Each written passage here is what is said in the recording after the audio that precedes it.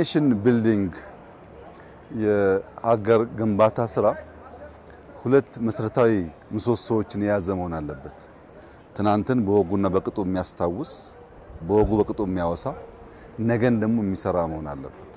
ለምሳሌ አድዋ ሙዚየም ስትሄድ አባቶቻችንን እናስታውስበታለን፣ ጀግንነታችንን፣ ነፃነታችንን እናስታውስበታለን። ሙዚየሞቻችን ስታይ ያ መልክ አላቸው፣ ያ ምሰሶ አላቸው። ነገር ግን ብቻቸውን በቂ አይደለም። ነገን ደግሞ የምንሰራው በልጆቻችን ነው። ልጆቻችንን አስተውለህ ከሆነ ባለፉት 8 ዓመታት ኢትዮጵያ ውስጥ 35000 ገደማ መዋዕለ ሕፃናት ገንብተናል። 35000 ግን ዩኒቨርሲቲ አልገነባንም። ብዙ ሰዎች አይገባቸውም። ዩኒቨርሲቲ ከ20-30 ዓመት በኋላ ሟች ነው።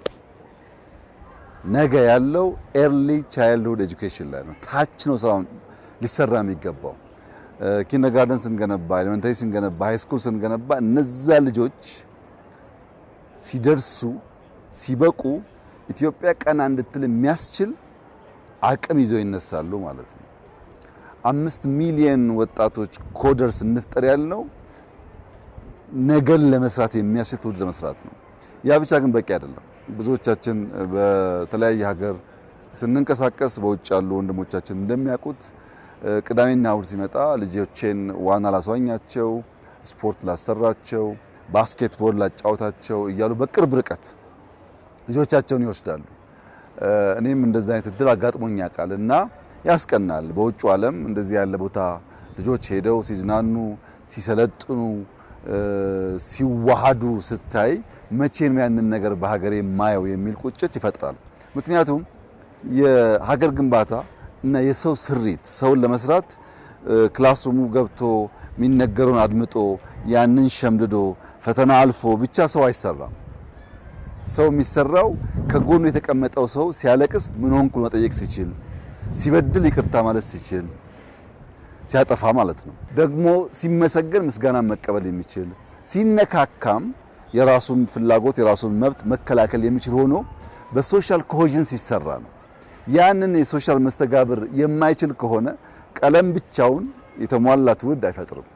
ዛሬ እዚህ ቦታ እንዳየኸው ሁለት ነገር አቅፎ ይዟል። አንደኛ እነ አበበ ቢቂላ፣ እነ ምሩጽ ይፍጠር፣ እነ ቀነኒሳ፣ እነ ደራርቱ ሐውልት የተሰራላቸው ቦታ ነው። እነ ጥሩነሽ፣ እነ መሰረት ደፋር ተራ ዜጋ አይደሉም። ብዙዎቻችን በእንባ ያራጩ ለትውልድ ምሳሌ የሆኑ ኢትዮጵያን በዓለም መድረክ ላይ ከፍ ብላ እንድትነሳ ያደረጉ ጀግኖች ናቸው።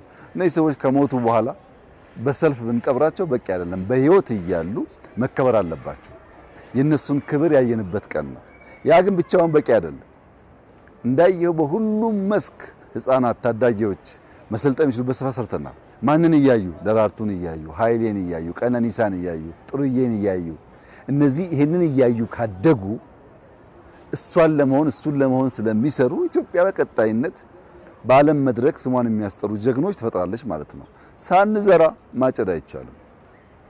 ኢንቨስት ሳናደርግ ያማረ ጉዳይ መጠበቅ ከንቱ ምኞት ነው።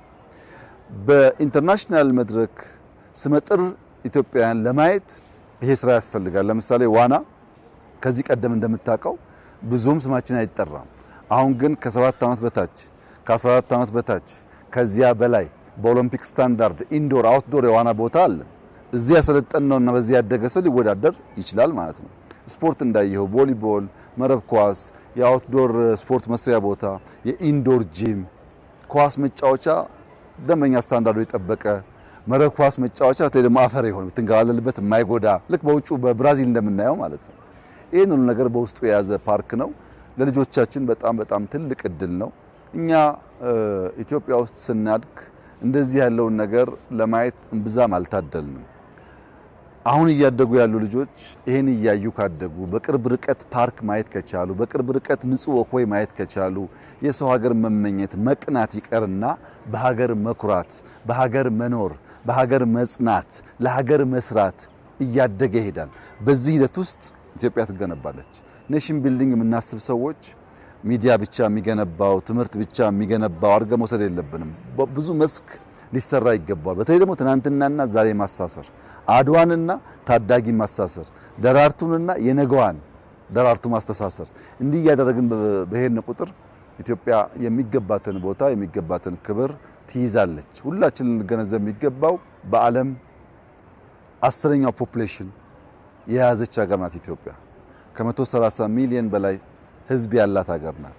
ከዚህ ውስጥ በጣም አብዛኛው 70% በላዩ ከ20 ዓመት በታች ነው። የኢትዮጵያ አቨሬጅ ኤጅ ዛሬ 19 ዓመት ገደማ ነው። ወጣቶች ነን። ብንሮጥ፣ ብንሰራ፣ ብንሰለጥን፣ በእውቀት ብናድግ ኢትዮጵያን ብቻ ሳይሆን አፍሪካን ለመስራት የሚያስችል እድል አለን ማለት ነው። ግን ከፍተኛ ኢንቨስትመንት የሚጠይቀው ስኪል ነው። ዛሬ ዓለም የስኪል ዓለም ናት። 1000 ሰው የሚያገኘውን ደሞዝ አንድ ሰው ሊያገኘው ይችላል። በስኪሉ በብቃቱ ምክንያት። ብቃት የሌለው ሰው ተወዳድሮ ማሸነፍ፣ ተወዳድሮ መላቅ አይችልም።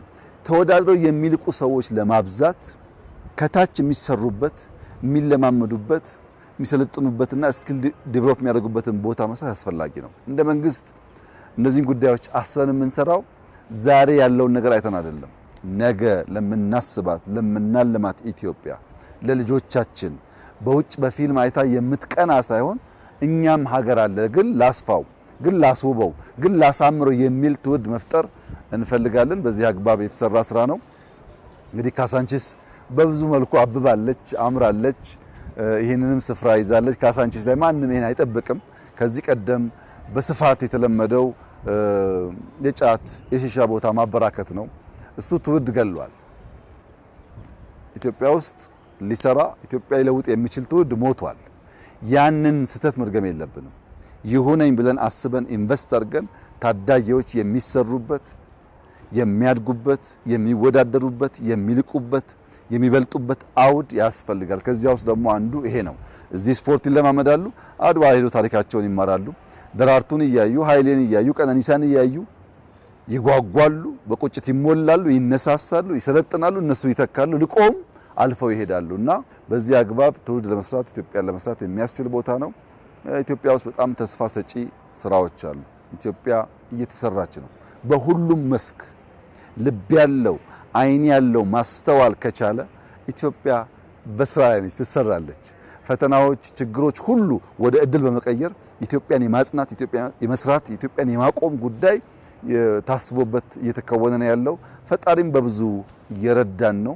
መከናወን ሆኖልናል፣ መከናወን ተሰጥቶናል። የነካነው የጀመርነው ሁሉ ያልቃል። የነካነው የጀመርነው ሁሉ አምሮበት አብቦ ያልቃል። እንግዲህ ትውልድ ይህንን ዘመን የሥራ ዘመን፣ የመነሳት ዘመን፣ የመንቃት ዘመን አድርጎ ደግሞ የሚያወሳበት ጊዜ ይመጣል። እኛ በጣም ደስተኞች ነን። የጀመርነውን ያሰብነውን ኢትዮጵያ ውስጥ ማየት የምንፈልገውን ልጆቻችን እንዲያዩ እንዲኖሩበት የምንፈልገውን ኢትዮጵያ እየሰራን ያለነው። በሁሉም መስክ ኢትዮጵያ እየተሰራች ነው ያለችው። ይህ ጉዳይ ይቀጥላል። ትብብር፣ መደማመጥ፣ ማስተዋል፣ በሙሉ ልቦና ማየት፣ አርቆ ማየት፣ ኢማጂን ማድረግ ያስፈልጋል። በዚያና በእውነት ላይ ስንመሰረት መከናወን ከላይ ተሰጠ ይሆናል ማለት ነው እና ስለዚህ ስራ ፈጣሪን እጅግ አድርጌ ያመሰግናለሁ። ካለሱ እርዳታ እንዲህ አይከናወንም። የሰሩ በጣም ብዙ የተጉ ሰዎች አሉ። ኮንትራክተሮች፣ ኢንጂነሮች፣ ሙያተኞች፣ የከተማው መስተዳደር ብዙ ሰው ተሳትፎበት የተሰራ ስራ ነው። ሁሉም ምስጋና ይገባቸዋል። እንኳን ደስ ያላችሁ ማለት ፈልጋለሁ። የአዲስ አበባ ታዳጊዎች፣ ወጣቶች በእንደዚህ ባለው ስፍራ እየመጣችሁ ጊዜ እንድታጠፉ፣ ራሳችሁ እንድትሰሩ፣ አካላችሁን ተበለጽጉ፣ ከሰው ጋር መዋሃድን ትለማመዱ በዚሁ አጋጣሚ ልጋብዛችሁ ፈልጋለሁ። እጅግ አስደሳች ዕለት ነበር። ይህ ደስታ የሁሉም ደስታ እንዲሆን ምኞቴ ነው። እጅግ አድርጌ አመሰግናለሁ።